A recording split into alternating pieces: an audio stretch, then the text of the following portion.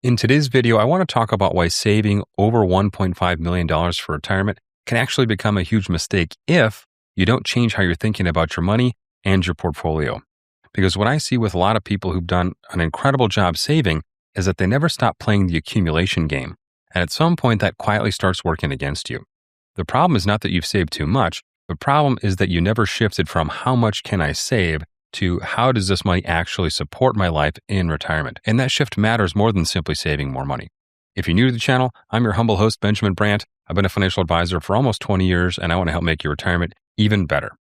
So let's start with a bit of a reality check and look at some data. The most recent data from the U.S. Census Bureau shows that median household income in the U.S. is about $83,000 per year. Half live on less, half live on more. And when you step back and look at it, a $1.5 million portfolio can reasonably support something very close to that lifestyle. How the numbers break down is if you withdraw 5% of a $1.5 million portfolio each year, that's a gross income of $75,000 per year. Assuming that you also collect at least a median Social Security benefit, around $24,000 per year or $2,000 per month, that matches or exceeds the median household income in the U.S., even after accounting for taxes. That doesn't mean everybody should retire exactly at the point where you hit 1.5 million, but it does mean that once you're near that number, the conversation needs to change, right? You've already largely solved for the average lifestyle in the United States. Well, then why doesn't everybody stop saving once they've hit $1.5 million? Well, in my experience, one of the reasons is because we tend to fixate on round numbers, right?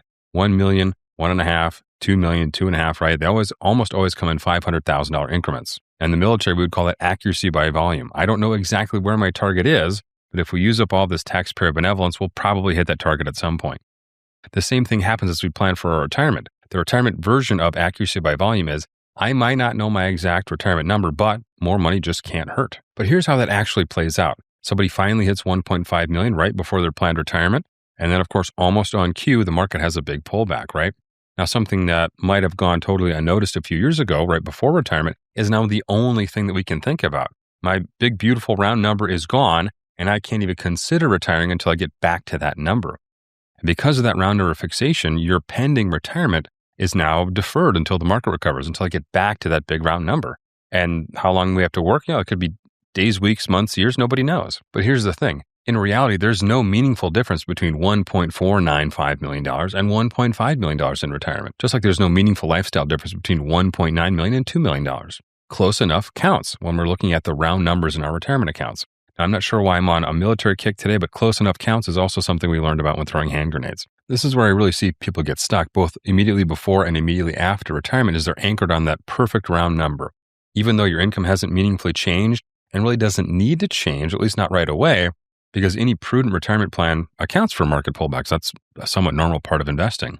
Also, you still own all of the same shares in your portfolio. And when the market recovers, you're naturally going to participate in that recovery. But emotionally, crossing back below that nice round number, it makes us feel really unsafe. And if your retirement only works at that one exact portfolio value, then honestly, really, it doesn't work at all. Because once you retire, that portfolio is going to move every single day for the rest of your life. If you don't have the proper framing to process that close enough counts and perfection, the perfection of your retirement plan doesn't exist in that round number, right? That's not where the real safety lies. If you don't have that proper framing, you're just going to drive yourself crazy over the course of your retirement. By the way, if you love retirement content, but only have a few minutes each week to look for the good stuff, I've got you covered. Check out thisweekinretirement.com. Every week I find the best retirement content on the internet, anything from audio podcasts to YouTube videos to news articles, and I'll deliver them right to your email inbox. So check out thisweekinretirement.com or click the link in the video description. There's something else that shows up right before retirement that especially impacts your brain chemistry as a super saver, and I know that because I'm one of you. It's our otherworldly need to create the most pessimistic plan humanly possible. It's what I call doomstacking. Doomstacking was when you take 5 different retirement risks, all of which might happen, and of course you assume that they're going to happen all at the exact same time, probably your first week of retirement. So that's a market crash and high inflation and stagflation and deflation probably all at the same week, and higher taxes and healthcare issues and Social Security changes, right? Super savers unconsciously tend to doomstack, and they can't even allow themselves to even consider retirement until they've created a plan that can survive any apocalypse du jour. Of course, planning for risk in retirement is a smart thing to do. Having a contingency plan or 2 or 3, all great ideas, but assuming that every terrible thing not only will happen, but will all happen at once, that's called doomstacking, and it's going to force you to spend more, save more, work longer, probably even beyond $1.5 million, which you did prove earlier would satisfy the average lifestyle in the United States. That's how people get permanently stuck in accumulation mode. So here's the question I think matters once you're around that $1.5 million milestone. What freedom are you delaying by continuing to save so aggressively? Now, this is not an accusation. For some people, the answer is very, very clear. You want a much higher lifestyle. Maybe you want double the median household income or triple the median household income. Absolutely nothing wrong with that. No judgment here, as long as that is your stated goal and we're not over accumulating and delaying retirement out of fear. Or maybe you have some very specific legacy goals, right?